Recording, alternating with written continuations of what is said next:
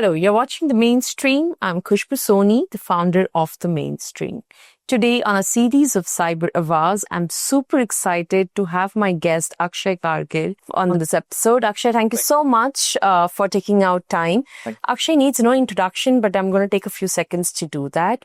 He's a seasoned business leader with over 2.5 decades of experience in information and cybersecurity, worked across multiple geographies, including APAC, Middle East, and India. Akshay's focus in cyber areas are boardroom advisory, CXO strategy, regulatory assurance, threat intelligence, public and policy engagement, thought leadership, mentorship, and talent development. Akshay, fantastic. Thank you so much. And I'm looking forward to our discussion today. Thank you for having me, Khusbu. Really appreciate it. Thank you. Great. So with almost 25 plus years of experience, can you take us through your journey of, how you've seen cybersecurity evolve? How have your journey been evolved in this space? Yeah. So, it just seems like yesterday, 2.5 decades of industry experience. And I still feel like a student who always is hungry to learn as much as possible. My first 10 years of my career essentially started off by weathering a lot of storms at the data center. Did a lot of technology hands-on, and then, of course, saw a lot of rough seas and converted them to learnings, and then moved into consulting. Been into consulting ever since. And to your question in terms of what we've seen, some of those scripts and viruses essentially in the machines to actually sophisticated ransomwares that we see as a cyber threat today. In today's day and age, and it's been an interesting journey. I've also seen cyber, the way things have matured enough, systems have got upgraded, attack surfaces have changed. The entire threat landscape had a paradigm shift, and also we've also seen a couple of threat actors, the way they've actually matured up. Right from looking at simple malicious scripts to today having literally the AI bots and routines trying to create all malicious activities and get to explode the system and then kind of bring in the system down and also cause a brand reputation loss, financial losses, and of course other data breaches and so on and so forth. Yeah. Right, absolutely. And especially in the financial institute space, right? It has become very challenging, both from a consumer side as well as for financial institutes to run their institutes with all the cybercrime that is evolving, right? So what are some of the challenges that you foresee will come in the years in this space? And what are some of the best practices that, you've been hearing CISOs leverage from financial institutes? Right. Absolutely. And I think, as we all know, right, financial institutes form the backbone of any of the sectors in any of the countries. And they really actually are the backbone from an economic standpoint as well. And any compromise to the sector is actually compromise to the economy of the country. And that actually brings the country back by a couple of years, right? The threats that we have actually seen in a financial services organization is largely threats to payment ecosystem, largely threats to, customer security, systemic stability is shaken, right? When there are cyber attacks and threats there. We've seen, if you take an example of a banking industry, for example, earlier we used to call them as banks. Today, we actually call them as tech organizations, right? And why do we say that? Because there's a huge leverage of tech in the banking industry. Whether you talk about digital channels, you talk about core banking, you talk about credit card business, treasury, then you talk about their loan portfolios, whether it is corporate loans, micro loans, or gold loans or any other instrument from a loan perspective. You look at banking standpoint from an internet perspective. So whether you talk about internet banking, you talk about corporate banking, retail banking, or for that matter, mobile-based banking, right? All of that essentially has a huge leverage of aggregation. And what that really means is that if you have the aggregation, you also have a concentration risk. And based on the concentration risk, how banks are able to make themselves resilient? How are they able to kind of make themselves strong enough against threats? And at the same time, what is their breach response mechanism? Right. What that means is that if at all there is an attack, then how does the bank or any other financial institute really come back with making sure that all the learnings are applied, the impact is bare minimal, and reoccurrence of issues, right, essentially are minimized as much as possible. We've also seen, regulators play a fantastic role in terms of making sure that, financial institutes are not compliant in spirit, not compliant on paper, but also compliant in spirit. Right. What that means is that can the financial institutes be one notch ahead? Can they actually make sure that, all the best practices, whether it is right from governance to the endpoint, are followed to the T? And the scrutiny from the regulatory perspective is something that they keep clearing time and again. So there are examinations and IT examinations that keep happening. So they kind of keep clearing those. And I think that's very important. What does really a CXO feel? CXOs do get sleepless nights, and sometimes they get sleepless nights because they've heard about an incident or institute which is of competing nature to them. Yeah. And they're always worried and concerned that, the same issues should not be perennial here. Are they sleeping on a sitting time bomb? What that means is that are there malicious files which are looming large in the organizations, collecting information and, getting the organization ready for a ransom? And hence, can we catch it ahead of time? Rather than waiting till it explodes and then we get to know that such a thing has happened. The other aspect from a CXO or a CISO standpoint is, am I compliant and are my compliances in shape? While essentially there is always a cost to compliance, there is also efficiency that needs to be built in. So can I actually become an auditor's delight or a regulator's delight by bringing in all the set of automation from a regulatory standpoint and maintaining and managing every control that is required for me to comply to on an automated fashion or automated way. The next piece is risk around third party. Yeah. So third party is a very, very big, because today, we're not living in a time of competition, Khushbu. It's more of collaboration. So from that perspective, there is so much of sensitive information which is floating around my third party. So am I having the right amount of checks and balances to make sure that my third party ecosystem is strong enough? While the responsibility may lie with the third party, the accountability still lies with me as a financial institute. Correct. So from that standpoint to, how are the controls, really designed and are they operating effectively? All that means is, say, for example, again, taking an example of a bank again, card printing vendor, right? Yeah. Will have my information, my card details and all of that. How do I know that that information is not getting misused and getting leaked from the card printing vendor? Correct. So I, as a bank, apply the relevant checks and balances, also look at my agreements, also look at the technology that is being used and how data is being shipped. And if that is happening, then is the data secure enough during the shipment? And of course, what are the policies and procedures and SOPs which have been applied? And are the SOPs really talking to the T? Yeah. And, if it's talking to the T, that means it meets my regulatory compliance, it meets my breach response mechanism, it meets my SLAs, it meets, my confidentiality clauses, it meets my other obligations, which keeps my exposure to bare minimal.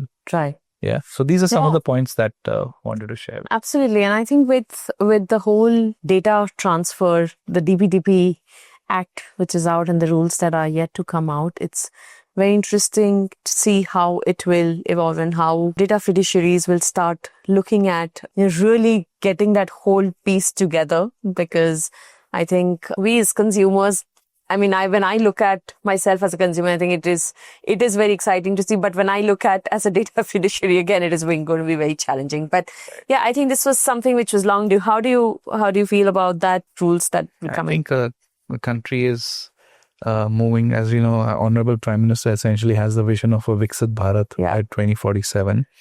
And I think this is a step in that direction. Protection of personal identity was something, and arguably so, but was something which essentially leads to a fundamental right of a citizen.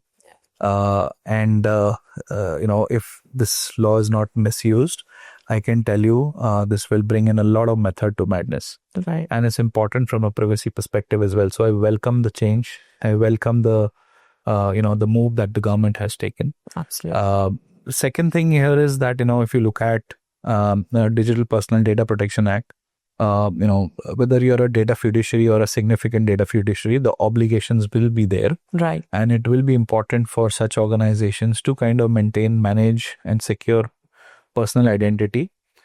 Consent management is another very big area which has been defined in the Act. And consent management has to be managed.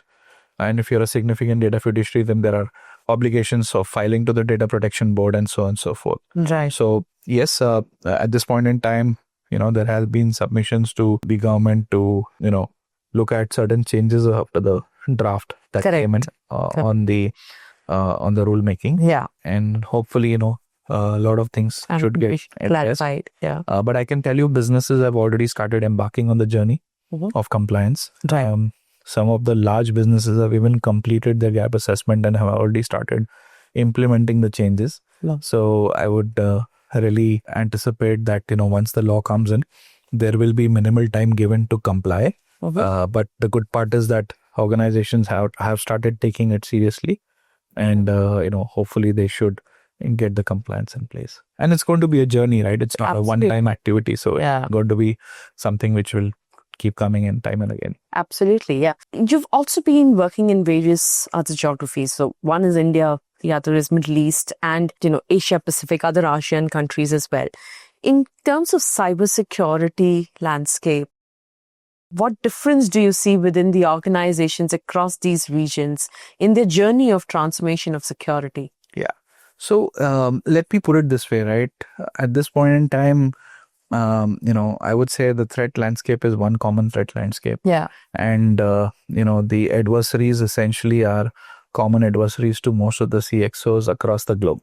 And they have one common challenge in terms of how do you keep your cyber posture up and running, right? So that's the unification part. Now, obviously, different geographies will have different issues. They will have different problems. They will have different levels of cyber threats. They will have different levels of cyber crimes. But of course, the landscape is pretty much common in terms of the attack surface. Now, if you look at more mature geographies like America, there has been a lot of research and development that has been done. India is catching up. The cyber market is very mature. Israel is another market which is very mature. Middle East keeps experiencing a lot of distributed denial of service attacks on constant basis. So there's the challenges are different. If you look at Australia, Singapore, very policy and compliance driven markets. But at the same time, they're not afraid to kind of go out there and try out new things, build in the innovation and research. Yeah. And there's a lot of university spend in terms of incubating and doing a lot of research and development and trying to pick up those prototypes and see how do you industrialize those prototypes, right? So those are the areas which are pretty much there, I would say. Superb. With AI coming in, do you see that the cyber threats will keep growing, or with AI in cybersecurity will be able to help in those challenges? Yeah, see, a lot of reports keep talking about heavy growth of in terms of percentage of cyber threats growing year on year. Some reports even go to the tune of saying 37% of attacks growing year on year, right? So the attacks are here to stay, yes.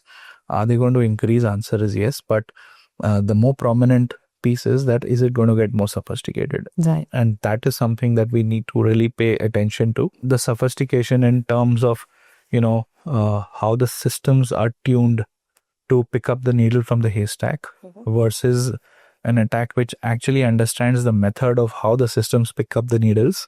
And hence, can I camouflage myself further ahead to kind of, deal with these defense mechanisms. There are routines which are sitting on the other side, trying to build, certain malicious files, malicious packets, which can dodge the systems and try to compromise. Now, on the AI side, I think, it's a term which is being liberally used. I would use the word liberal right now because, there are two schools of thought. One is AI and cyber, and the other is cyber and AI. Yeah. Right? So when you talk about AI and cyber, I think we spoke about how systems are tuned to kind of, look at the patterns, behavior, look at, the trajectory, and then take calls on their own to kind of address a specific event and categorize it as an incident. And that incident again is kind of, either quarantined or, acted upon or blocked or whatever. Now, the other piece is cyber and AI, right? Now, when you build data models, you build your LLMs, your data sets essentially can be compromised through various methods. Either you start injecting certain commands, which will give you a desired outcome, which will be very favorable to the attacker or the hacker.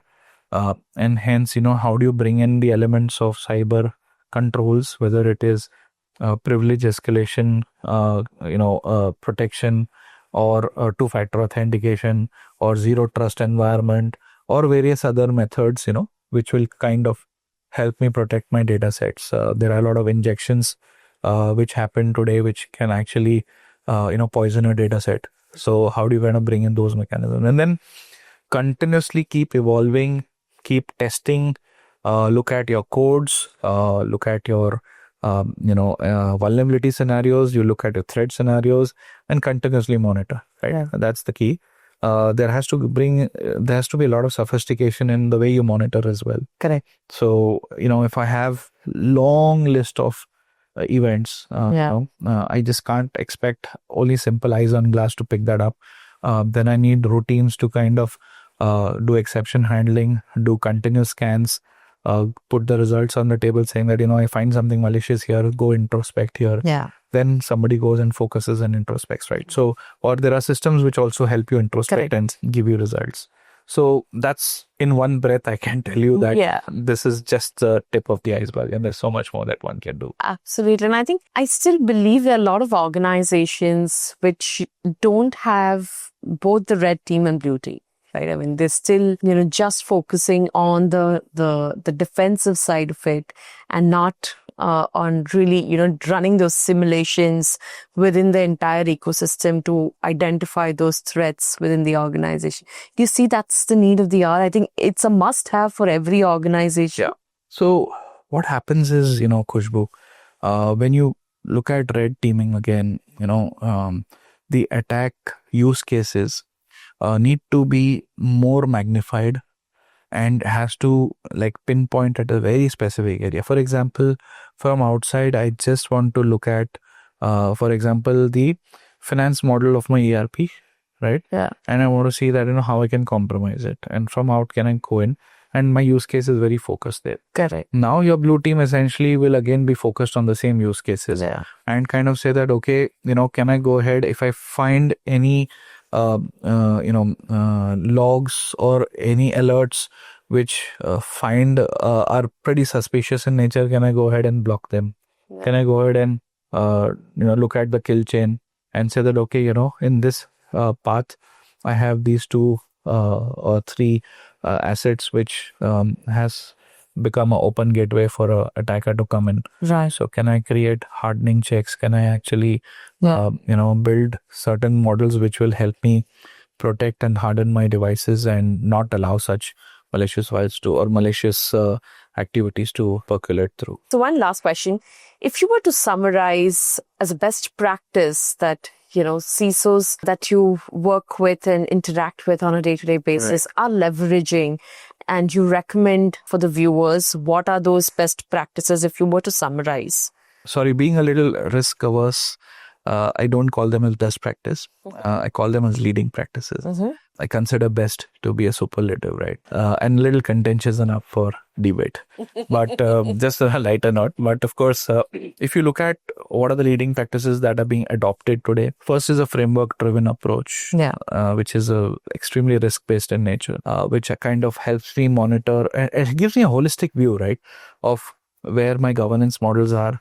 Today boards are asking questions. Yeah. So how do I kind of represent, the posture to the board, the CXOs, the steering committees, the audit committees, and then going to what are the initiatives that I as an organization have taken either on ongoing basis, continuous basis, or planned basis. Yeah. It could be a one-time engagement or a project or an initiative to ongoing activity. Okay. Then of course training is very important, and continuous training and upskilling, increasing the awareness levels of your stakeholders is a very, very important activity, right from your endpoint users to your board as well. Right. Reporting is another area where again, based on various outcomes, how do you report, and you kind of create an inference to the report. Right. That means it's not only about what I have seen, but what do I infer out of it? What is the intelligence that I've built, and how do I kind of create actionable intelligence out of the intelligence that I have essentially built. So the reports should talk about that. The reports can also mature up to dashboards, which give me these results in real time or near real time. And I can click on each of those blocks and give me a health state that this block, for example, is in red, needs immediate attention, is an amber, need to deal with, a green, a good, but how do you sustain this over a period of time? Right. So that's one of the dashboard based approach. A framework based approach. The other is, how do you kind of get the scoring pattern from maturity perspective? So today I may be say 2 on 5. Based on my line of business and my threat exposure, I may want to go to 3 on 5. How do I take that journey from 2 to 3? Versus if I have a heavily regulated environment and I am my exposure is very high, and I want to be 4 on 5 or a 4.5 on 5. Then what are the steps I need to take? Right. So that's the maturity piece. So can I actually do a risk-based scoring in near real time to kind of let me know where do I stand? Third is the advanced solutions that I spoke about. And I think, advanced threats need to be dealt with state of the art. And when I say state of the art, mind you, I have not said state of the art technology. I just said state of the art. What that means is it has to be technology, governance, people, process, all of it. Right. And then last but not the least, which we kind of forget organizations, is the obvious. Obvious means the basic hygiene. I think the basic hygiene in terms of, just making sure my backups are in place. My organization is resilient enough. I have the near DR, far DR setups, my access controls, then of course my basic IT general controls, and then the basic cyber controls are in place, and also profiling my users, whether they are a power user, which could be an admin or a CXO or an end user or, an external user. We're doing some basic classification of data, whether it is internal, confidential, private, or public, right? Just tagging that information, and then you need to deal with what you really need to protect rather than going the whole hog across, because it's also a balance between cyber and a way to do business, right? So both essentially have to be balanced with each other. This is superb. Great. I think I'm going to go to my last segment, which is a rapid fire. Oh, that's a difficult one. No, I'm going to answer that, but yeah, we can. So, yeah, I mean, anything that comes first in your mind is what we would want to know. Please be kind to me. All right, let's do this. What's your go-to productivity hack during a busy work day? That's a good one. Probably just pick up something on current affairs. That kind of helps me to break the monotony and come back. Interesting. Most important trait of a cybersecurity leader? The most important trait of a cybersecurity leader is to be curious and patient. Work from home or work from office? I would say work from home, but interact and collaborate in office. Lovely. What's the most valuable lesson you've learned from working with financial institutions? Yeah, so see, basically, at the end of the day, I would say authority and responsibility work hand in hand. And if you're dealing with the business of securing other people's money, then you've got to be responsible. In your opinion, what's the most underestimated cybersecurity threat today? I would say social engineering, and especially, those calls which look very obvious. Maybe a call from my mother, which says that, can you transfer some money to me? Or call from some of my close friends asking for help. And that actually turns out to be a deep fake. Yeah. And they've not really asked for it. So maybe that could be in today's time, yes. Yeah, got it. What's one emerging trend in tech you're most excited about for the future? I want to say AI, but I'll still refrain because till the time we really don't get the definition of AI, right? But I would say quantum computing. I'm really looking forward to how quantum computing essentially is going to, change the entire ecosystem. That's true. I think everybody. I can tell you there's going to be a new generation of applications, and they may not be on mobiles necessarily. Yeah. So that's what quantum is going to bring to the foray. Lovely. What's the best piece of advice you've ever received? Oh, that's a very interesting one. So there have been a lot of advices that I've got. One advice is that, you have to go through the grind to kind of make sure that you always are learning. Stay humble. I think that's another advice that I have got and I would always like to impart. And always treat yourself as a student. What that means is that, stay curious. Every word, every new terminology that you come across, do not drool over the fact that you don't know about it, but go search on it, do a research, and, try to, there are so many videos out there. There's so much of information on the fingertip now. So go and learn about it. And every time you have the conversation, you are better. You're doing much better than what you. So I know it was a rapid fire, but I took the liberty of sharing my views. So you did well. Superb. This was great. Thank you so much, Akshay, once again for joining on the mainstream and sharing all your valuable insights. I'm sure our viewers are going to get some good insights from today's discussion. I hope so as well. Thank you. Thank you for having me. Look forward to having many more. Absolutely. Likewise. Thank you so much.